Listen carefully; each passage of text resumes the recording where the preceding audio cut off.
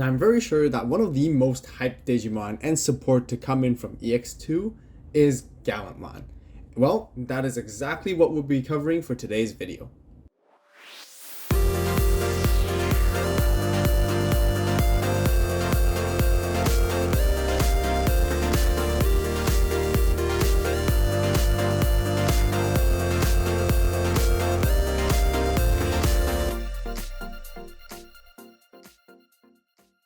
Hello Digimon players and fans, welcome back to another Digimon deck profile and in-depth building guide video. Gallantmon is certainly one of the many fan favorite Digimons of all time. Not only he is the main character of the Digimon Tamers series from the anime, but he's also a royal knight. Ever since making the $40 budget starter deck Gallantmon guide video, I wanted to wait until we got the crazy amount of good support that we have from the Digital Hazard set. And now that we finally got it, we can treat this video as the upgraded version of the budget variant. There are several cards that are very important and we use from the starter deck for this particular build. After playtesting for a bit, I would like to share with all of you my very own personal take on it. And just like always, we got lots to cover for today as we'll be going through the deck profile, other possible card choices to be added into the deck, and a very quick combo segment or how to play section to help you guys learn and how to play this deck. The brand new Gallantmon deck mainly focuses on deleting effects based off DP values, and then you gain advantage with various different combinations of effects. Takado, who is the dedicated tamer, provides your archetype with Blitz, so you can make attacks even if your memory passes to your opponent's side. Now, did you guys know that the next set, BT8 EX2 record, is going to give Gallantmon even more support? The deck is actually going to be even stronger than before. And just a quick heads up, I'm definitely going to be making a video talking about the BT9 upgraded version for Gallantmon as well. So if you're a Gallantmon fan out there, you better subscribe and turn on that notification bell right away. And that is so you will know as soon as the video drops. Also, don't forget to give this video a like because it just greatly helps. With that out of the way, let's begin with the deck profile. Alright, let's start off with the Digi-Egg cards. First off, we got the 4 copies of Digimon from EX2, and the 1 Gurimon from BT8. Both these cards are once again all about draw power. Our eggs provide that draw power so we can draw more cards, see more stuff. And Digimon is that as long as you're attacking with a Gilmon, Growlmon, Gallantmon once per turn, you draw 1. And then as for Gurimon, you attack with a 6000 DP or higher Digimon, you draw 1 card. So that's it for the Digi-Egg lineup. So moving into the rookies, let's start off with the Gilmons. We have the brand new Gilmon right here from EX2. This one does a whole lot of things, which is really good because he is, first of all, your on-play searcher, revealing the top 4 cards, and then you can grab a Growlmon, Gallantmon in its name, and a Takado as well, which will help you get those pieces to set yourself up. Nextly, it has an inheritable of when attacking once per turn. If the Digimon attacking is a Growlmon or Gallantmon in its name, delete one of your opponent's Digimon with 3000 DP or less. So it has a lot of versatility of whether you want to hard play it or Digivolve it, giving you value at all times, which is really, really good. So yeah. Next up, we got the other Gilmon from the Gallantmon Starter Deck, which came out quite a while ago. Mainly, first thing, this guy can let you warp Digivolve into a Gallantmon as long as your opponent controls a level 6, and you can warp it into for a cost of 4. And that's also really nice to have it. I don't get to use it as often, but it's always a nice to have for sure. And then its inheritable is your turn once per turn. When an opponent's Digimon is deleted in any way, whether by effect or battle, you get to draw a card. So drawing cards is just really crucial, which is why I maximize this card at 4. Next up, for more draw power as we're talking about, I got 3 Beelzemons right here. Very similar effect to the Gilmon which we showcased earlier. This one just provides an inheritable of when attacking once per turn. If you're attacking a player, you draw 1 card. Very, very simple. And then last but not least, to round up, we got the 2 Gaussmons right here to stop your opponents from reducing any Digivolution costs. With the popular hype of blue hybrid and green hybrid and as well as yellow hybrid coming back, Gaussmon is definitely a very, very good card to combat against those decks, to slow it down, mainly against blue hybrid and green hybrid, a little bit of yellow hybrid, and just to make it a little bit difficult for them because they have to work around to get rid of your Gaussmon first. So that's really what he's there for. So that's it for the rookies. Now let's get to talk about our champions. First off, I got the 4 copies of this Growlmon from the Gallantmon Starter Deck. He is very simple. He offers a inheritable ability that once per turn, when opponent's Digimon is deleted, you gain a memory. Gaining memory is always really, really good. That's why I maximized this at 4. It's a 2 to Digivolve, and also it's actually a 4 cost to hard drop, which is kind of handy sometimes when you need to choke your opponent, which is really, really good. So 4 copies, there we go. Next up, you guys know me with my aggressive type of playstyle that I really like, which is why I include the 3 copies of the starter deck Greymons right here. Security +1 is always nice. Swing for more damage, go for more checks so that you can get your momentum in the security game and take out your opponent quickly from there. And that's really it for the 3 Greymons.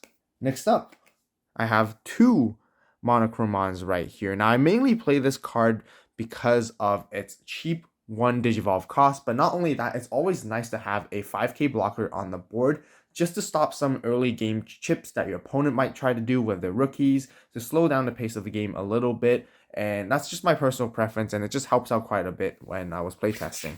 Last but not least, to round up for the level 4s, I have 1 Ophanimon right here, simple hybrid to go for game when we need to. Sometimes I wish I had another copy of this so I can see it a little bit more consistent. However, deck space is tight and I can only really include 1 for the time being. So that's it for now for Ophanimon. So that's it for our level 4 champions. Now let's talk about our level 5s. So first off, we have the EX2 BlackWarGreymon, which we play 3 copies of. When attacking, you get to delete one of your opponent's Digimon with 4,000 DP or less. However, you have a Tamer, you can delete a 6,000 DP instead, which is really, really good. And then it provides a inheritable that allows you to add an extra 1,000 to all of your DP deletion based effects. And that's going to be really helpful at some times, which is really, really good. And yeah, that's really what BlackWarGreymon is all about, helping you delete more things. But we also have another BlackWarGreymon right here. We got the 2 copies of the BlackWarGreymon from the Gallantmon Starter Deck. Also very similar to the other one. When attacking, you can delete something. However, this one deletes something that's a bit less. But not only that, it has a inheritable very similar to the Greymon Starter Deck that I was talking about earlier, and really suiting my playstyle to be aggressive, is that it provides security +1 your turn once per turn when an opponent's Digimon is deleted. You constantly delete your opponent's Digimon all the time, and getting that security +1 is definitely nice for sure. So that's it for the Greymons. To round up for the level 5s, I have 3 BlackWarGreymons right here. This card is so good in this deck. I might even argue that I have to play 4 copies of this card, but at least 3 is the bare minimum. Your turn, you can Digiburst 2, and you can play a red Tamer with 4 costs or less from your hand for free. And this helps you really bring out your Tamers as quickly as possible, because your Tamers are so crucial to your combos in your deck, which is why I think this card is really, really good. Not only that, the reason why the inheritable is so good is because if you have a Tamer in play when attacking, you can reduce one of your opponent's Digimon by 2,000 DP, synergizing greatly with your DP based deletion effects, so that you can first reduce your opponent's Digimon's DP, and then meet the threshold with some of your deletion effects so that you can pop that Digimon right afterwards, which is really, really handy. So that's it for the level 5s. Okay, so as we move on to our level 6 megas, let's showcase you guys the main boss Digimon of your deck. We got 3 copies of the EX2 Gallantmon right here. The middle one is the alt art, which looks absolutely fantastic. I love the artwork of this. And yeah, this is your main go-to boss Digimon. Your turn, it gains extra 2,000 DP, making it 14 consistently, which is really nice. And its second effect is that your turn, while you have a red Tamer in play, you get to add an extra addition 2,000 DP to all your DP related deletion effects, which is really, really good. And it also has a third effect of when attacking, you can choose any number of your opponent's Digimon whose total DP adds up to 6,000 or less and delete all of them. This is just really good because with the combination of having a Tamer alongside with it, this Gallantmon is essentially a atomic blaster on legs. Overall, this Gallantmon is just really good because it gives you the control that you need and the aggression with its strong DP power alongside with it. Next up for our other level 6, we have the 3 copies of Imperialdramon right here. Once again, this one in the middle is the alt art. Fascinating. I like it so much. You know, you can see it breathing fire out from its mouth. So the first thing about Imperialdramon is that its name is always treated as Chaos Gallantmon, meaning that it has Gallantmon in its name, therefore it synergizes with any other effects or inheritables in general that mentions Gallantmon, which is really crucial to be part of this deck. Also, when Digivolving, you can delete one of your opponent's Digimon with 10,000 DP or less. If you don't, both players will have to trash the top 5 cards of the deck. I mainly play this to delete 10,000 DP or less Digimon. However, trashing does come in handy to help you set up for later for when we get into Crimson mode as well. And then not only that, it has a on deletion effect. You can play a Gallantmon and a Tocado from your hand or trash for free, which is really, really good, which justifies for its very expensive of 5 Digivolve cost, which is totally okay though, honestly. So that's it for the level 6s. Now for the level 7s, we got the 2 Crimson modes right here. The right one is the Alt Art, and this card is your level 7 final boss Digimon that you want to get into, and this card is just absolutely monster, especially in the late game. It's 6 to cost to Digivolve on top of a level 6 red. When Digivolving, you delete all your opponent's Digimon with the highest DP. But then its second effect is when attacking, you can trash the top card of your opponent's security. And then for every 10 cards in their trash, you trash another card before the attack goes through. And this card is just an absolutely game winner powerhouse, especially combining with Tocado. You can always just blitz, trash, and swing. There are multiple occasions where my opponent would only have 2 security left, and it's sort of already in the late game, so they definitely have 10 cards in their trash. I Digivolve my Gallantmon into Crimson mode, and I swing for a game like that because I trash the top card of their security with its normal effect first, and because they have 10 cards in their trash, I trash another. So both the top of their 2 security is trashed, and then the Crimson mode is essentially swing for game, just like that. That's it for all our Digimon. Now let's get into our Tamers. And we've been talking about Tocado throughout the entire video so far, and we finally get to see him right here. Tocado is just incredibly important, and you have to play 4 copies of no matter what. Your turn, when an opponent's Digimon is deleted, you can suspend this Tamer to gain a memory. And your turn, when one of your Digimon would Digivolve into a Gallantmon or Groundmon in its name, they get Blitz, meaning that you can swing over your opponent just before ending your turn. This Tamer also combos very well with the deletion effects of your Digimon that would usually be activating, and then you can sometimes even suspend this Tamer to gain the memory and revert it back to your turn so you can continue your plays, which is really, really nice. And Tocado is basically your heart and soul Tamer of this deck that you have to play 4 copies of because it facilitates the core mechanic of how this deck runs, and I will not play any less at all. Next up, we do have 2 heroes right here. Setting our memory at 3 is really crucial and is always really nice. Also, when we do swing with a level 5 or higher, we can suspend this guy to give it extra 2000 DP so we can swing over things, which is always really nice to have.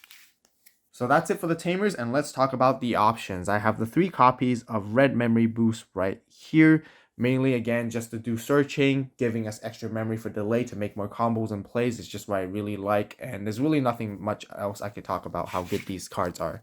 And then to round off our options, we have 2 Judgment of the Blade right here. Now, I want to talk about, we actually have a lot of low-end removal in this deck. However, we don't have that many high-end removal other than Crimson mode. And Judgment of the Blade actually allows our Gallantmon to swing over unsuspended stuff, meaning that this is our 1 cost top-end removal card, which is very, very nice and very, very neat to always have. Especially in this current format where D-Reaper is a huge thing, and sometimes there's a couple of really strong boss Digimon your opponents would have staying on the board. Having this card allows you to get rid of them and deal with that problem, and it's just easy game from there. So that's it for the options, and that's it for the 50 card main deck. Alright, so we've gone through all the cards in the main deck. Let's throw in some other cards and suggestions that I thought about when I was playtesting and building this deck as well. So first off, some of you guys might be wondering, how come I don't play this Groundmon right here? This Groundmon from EX2, it should synergize very greatly, and that is correct, it does. So let's talk about the pros about this card first. When attacking, you can delete one of your opponent's Digimon for 2000 DP or less. And if you have a Tamer, you can increase it to 4000 DP instead to delete something. And then it also provides inheritable of when attacking once per turn, delete a 3000 as long as there's a Groundmon or Gallantmon in its name, giving the exact same inheritable as the Gallantmon from EX2. Now, I feel like deleting lower end stuff is not super crucial, is not always needed at this current format. And that is why I took this card out and played Monochromons instead, because I like that blocker and the low Digivolve cost. However, I'll still say that this card is really good to be included in the deck simply because of its tribal synergy and its searching capabilities with your Gilmon, and just fulfilling more names of having Groundmon for your other effects. Next up, we have one of this Gallantmon from the starter deck. This one is 3 to Digivolve, which is really cheap. It has Security +1, which synergizes greatly with the aggressive playstyle that I personally like. And when attacking, you can delete something that's 4000 DP or less. If you don't, it gains 3000 DP, bumping up to 14 for the turn.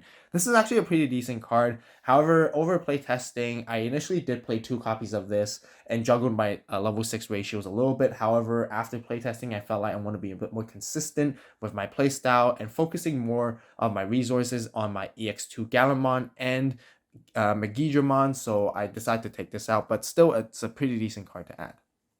Next we have another Gallantmon right here. This one's from BT2.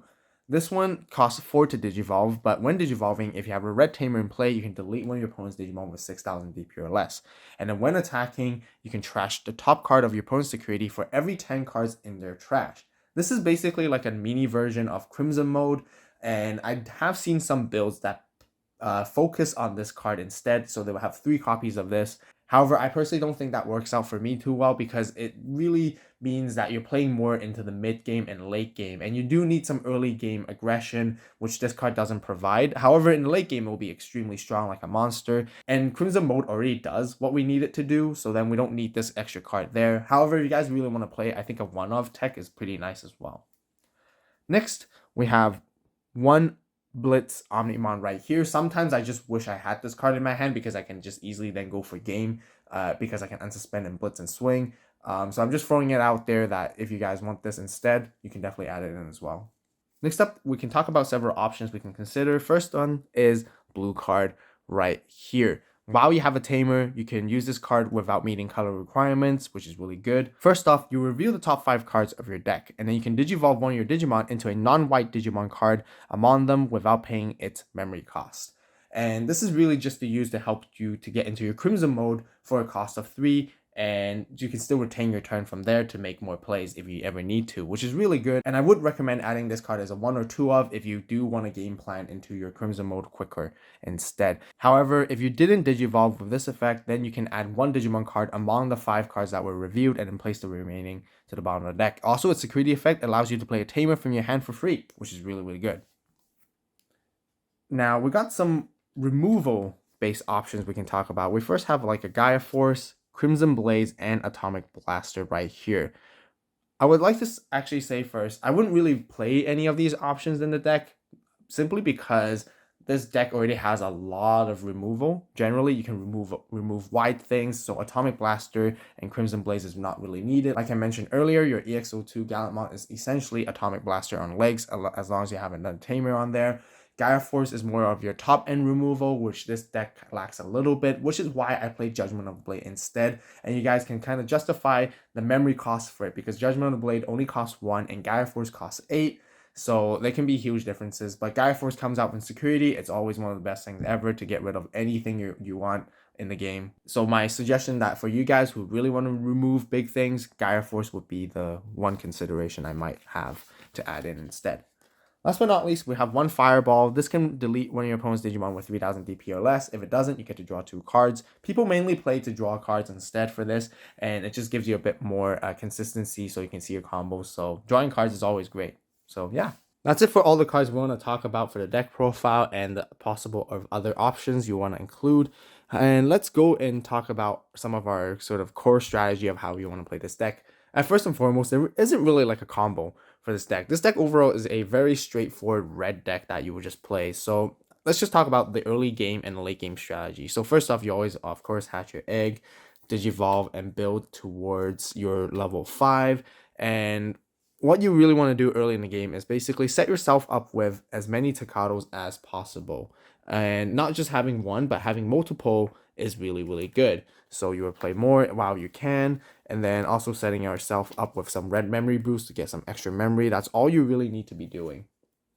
And then when you do have your level 5 as well with BlackWarGreymon, you can play it, move it up, and Digiburst to take 2 cards away depending on which inheritable you need to keep or you need during the situation, and then play more Takados from there. And once you have your level 6s that you're ready to go, you can go for your combos. Now the cool thing is a lot of the combos I showcase and strategies in my combo segments for my videos, you normally need to have 3 memory. Now this deck doesn't require you to have 3 memory. You can have 1, 2, or whatever it is, because your Takado gives you blitz. And having that is just really, really great.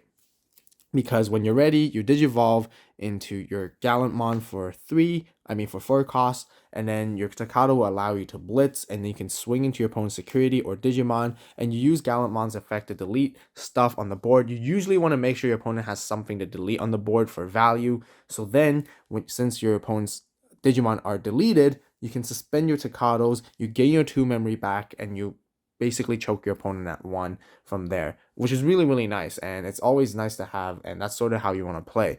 And then later in the game, like I mentioned earlier, how you want to have Crimson mode, and at a situation you be at 3 or whatever, it really doesn't matter what memory. Let's just say you have 1, your opponent has 2 security left, there's 10 cards in their trash, or if they have 3 security cards left and there's 20 cards in their trash, all you have to do is just Digivolve into Crimson mode, delete their highest DP, make sure there's no blockers there so you can swing into their security. Since they have 10 or 20, you get to trash 2 or 3 of their security, and then all the security is blown off and gone, so you set yourself up for Crimson mode, swinging for game, just like that. That will conclude for my very own deck building strategy and in-depth guide for the Gallantmon deck profile for BT8 and EX2. If you guys enjoyed the video and found it helpful, please give it a like. If you have any suggestions, recommendations, or questions, be sure to share it with everyone in the comment section down below. Overall, I really like the concept and mechanic of Gallantmon deck, being able to control the board and swing aggressively at the same time.